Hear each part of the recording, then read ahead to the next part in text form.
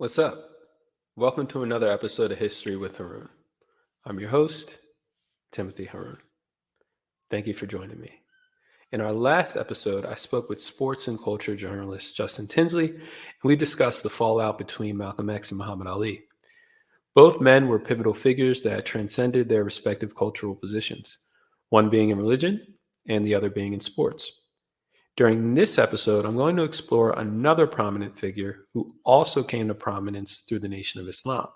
And I'm going to be discussing his impact on Black communities and global politics. The Honorable Minister Louis Farrakhan. But before I get into it, I would like to thank you for pulling up, supporting, subscribing. Please like and subscribe if you haven't already. Your support really goes a long way.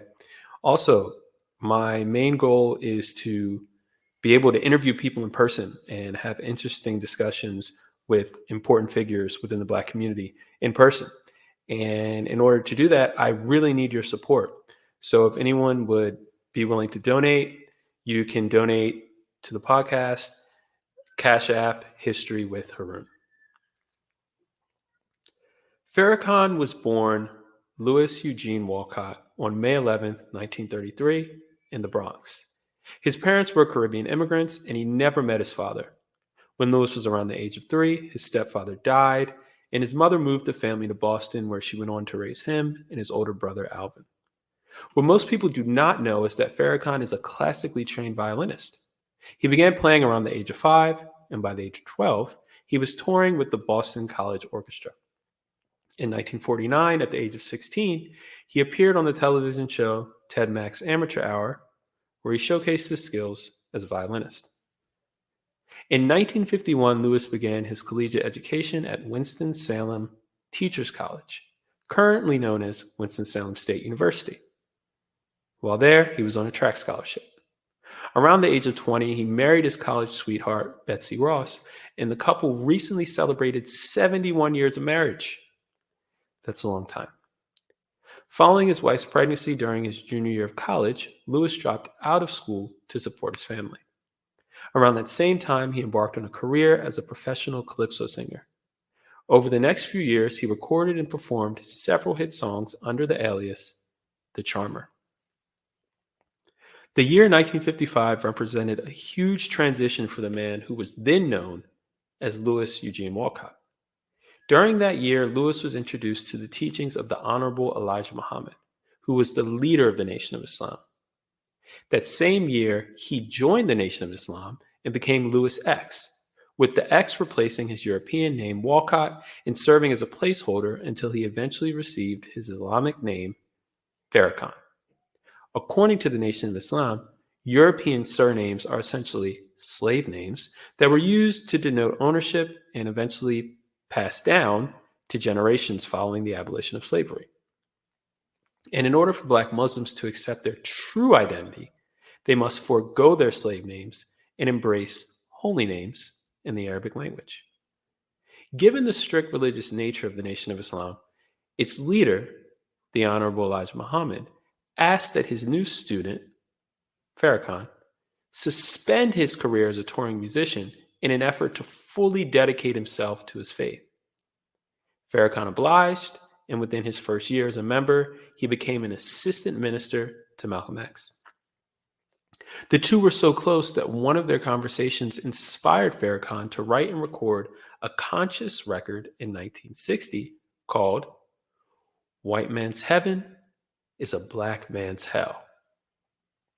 As their friendship grew, Farrakhan would become a powerful minister in his own right, but not rivaling the influence of Malcolm X, who many outside the NOI viewed as its leader, even though he was second in command to the Honorable Elijah Muhammad.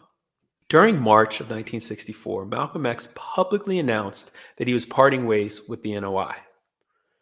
There were several factors that played a role in his decision. Sometime during 1963, it had been brought to Malcolm's attention that Elijah Muhammad had fathered several children outside his marriage to Clara Muhammad.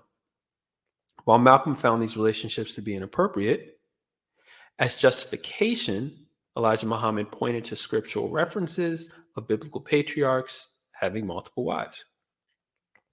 When speaking on President JFK's assassination a week after it happened, Malcolm X said it was, quote, chickens coming home to roost. This led to public outcry as well as a harsh rebuke from NOI leadership. As a punishment for his comments, the Honorable Elijah Muhammad suspended him from public speaking for 90 days. It was during his suspension that he announced his official split from the Nation of Islam.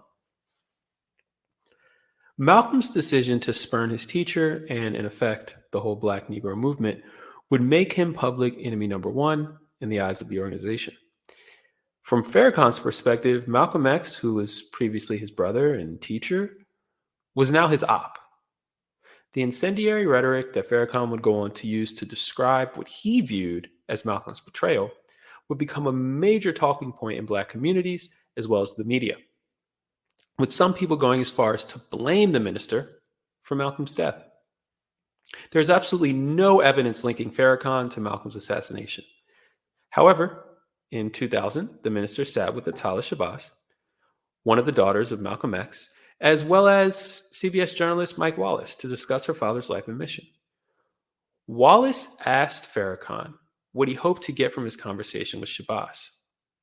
Farrakhan said, quote, I genuinely hope that perhaps a healing can come to Miss Shabazz and her family, as I may have been complicit in words that I spoke leading up to February 21st. I acknowledge that and regret that any word that I have said caused the loss of life of a human being. Following Malcolm's assassination in 1965, Elijah Muhammad appointed Farrakhan as the new national spokesman as well as the minister of the Harlem Mosque, both positions that were previously held by Malcolm. Farrakhan held these positions for the next 10 years, up until Elijah Muhammad's death in 1975. Following the death of the Honorable Elijah Muhammad, his seventh son, Warith Deen Muhammad, was appointed as the new leader of the Nation of Islam. It is important to note that Warith Deen Muhammad was the same individual that told Malcolm about his father's extramarital relationships. Under Warith Deen's leadership, the NOI underwent dramatical theological changes. Contrary to his father, Warith Deen rejected the idea that Master Fard Muhammad, the man who founded the NOI in 1930, was the Mahdi, or savior of the Holy Quran. Warith Deen Muhammad did his best to transition the group into a more orthodox version of Islam. He eventually renamed the group the American Society of Muslims. After 3.5 years of following Warith Deen Muhammad's new Muslim movement, Farrakhan decided to break away due to theological differences. Though he had served as a Sunni imam under the leadership of Warith Deen, his spirit was still attached to the teachings of the Honorable Elijah Muhammad, teachings that differ from Sunni Islam, primarily through the NOI's belief that its founder, Master Fard Muhammad, is the long-awaited Mahdi, or savior of the Muslim faith. Beginning in 1979, Farrakhan began rebuilding the work of Master Fard Muhammad and the Honorable Elijah Muhammad, essentially rebirthing the NOI movement that brought the likes of Malcolm X, Muhammad Ali, and Farrakhan himself to the public sphere. During that same year, he founded the Final Call newspaper, a weekly newsletter that states the aims and goals of the organization while offering analysis on current events. These papers are currently sold on streets across the country. By the early 1980s, Farrakhan was building a global reputation as a leader who was dedicated to addressing the issues that plagued Black communities while holding the government accountable for its role in oppressing melanated people all across the world. The 80s was a pivotal decade for Minister Farrakhan and the NOI. By 1984, Farrakhan had linked with Reverend Jesse Jackson as an advocate for his presidential campaign. The following year, the NOI accepted a $5 million loan from former Libyan leader Colonel Muammar Gaddafi. These two relationships would bring the minister further into the national spotlight. Farrakhan's partnership with Gaddafi would raise eyebrows within the American government, with U.S. officials vowing to block any future aid from Libya to the NOI. By the early 90s, Farrakhan had become one of the most popular figures in America. In 1994, his image appeared on the cover of Time magazine. The title was Ministry of Rage. Louis Farrakhan spews racist venom at Jews and all of white America. Why do so many blacks say he speaks for them? Such a title encapsulates the divisive impact that Farrakhan has had across racial lines in America. The legend of Farrakhan would grow further with the Million Man March that took place in Washington, D.C. This monumental event was designed to place Black issues on the political agenda while fostering a sense of self-sufficiency across Black communities. Featured speakers included the likes of then Washington, D.C. Mayor Marion Barry, Dr. Betty Shabazz, the wife of Malcolm X, Rosa Parks, and many others. Over 1 million people attended the event that essentially certified Farrakhan's legacy as possibly the only leader who could summon 1 million Black men and women to rally for their own cause. Farrakhan's unapologetic tone in addressing the nature of America's historic oppression of Black and brown people has led to claims that he is a leader of a religious group that hates white people and wants to see them destroyed. His comments referring to Hitler as a very great man who rose Germany up from nothing have been interpreted by some groups to suggest that he is anti-Semitic. What cannot be overlooked is the biased perspective through which Black religious leaders are judged. We saw it firsthand when President Obama was running for office in 2008. Obama is a Christian who attended church services under the leadership of Reverend Jeremiah Wright, a Black pastor who was outspoken against America's historic oppression of Black people. While on the campaign trail, a 5-year-old clip of Reverend Wright resurfaced in which he was condemning the country's historic mistreatment of non-white people. Reverend Wright said that following the actions that created Native reservations, Japanese internment camps, and Jim Crow laws for Blacks, the government turned around and wanted these same oppressed groups to say, "God bless America." Here's what he said. And the United States of America government, when it came to treating her citizens of Indian descent fairly, she failed. She put them on reservations. When it came to treating her citizens of Japanese descent fairly, she failed. She put them in internment prison camps. When it came to treating the citizens of African descent fairly, America failed. She put them in chains. The government put them on slave quarters, put them on auction blocks, put them in cotton fields, put them in inferior schools, put them in substandard housing, put them in scientific experiments, put them in the lowest paying jobs, put them outside the equal protection of the law, kept them out of their racist bastions of higher education, and locked them into positions of hopelessness and helplessness. The government gives them the drugs, builds bigger prisons, passes a 3-strike law, and then wants us to sing God Bless America? No. Not God Bless America. God damn America, that's in the Bible, for killing innocent people. God damn America, for treating our citizens as less than human. God damn America, as long as she tries to act like she is God and she is supreme. The United States government has failed the vast majority of her citizens of African descent. So that is the context around what Reverend Jeremiah Wright was saying in his lecture years prior to President Obama running for office. However, major news networks only played a portion of that clip over and over again. And here's the portion that they played. Not God Bless America. God damn America, that's in the Bible. Yeah, so they just played that over and over, thus painting him as someone who just woke up one day and wanted to exclaim a sense of hatred for America without any context or just cause. As a result, then Senator Obama was forced to distance himself from Pastor Jeremiah Wright and condemn his remarks as he closed in on the presidency.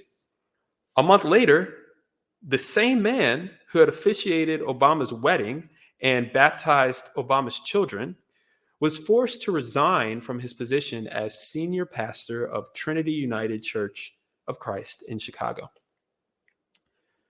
Such a reality highlights the subservient attitude that the white power structure in America expects Black people to acquiesce to. The willingness to drive a wedge between a Black man and his spiritual leader is wild on multiple levels, yet persists throughout American history. Not only was the white power structure too lazy to analyze the context surrounding the comments that were made by Reverend Jeremiah Wright, but there was also no respect for the relationship between a Black man and his pastor.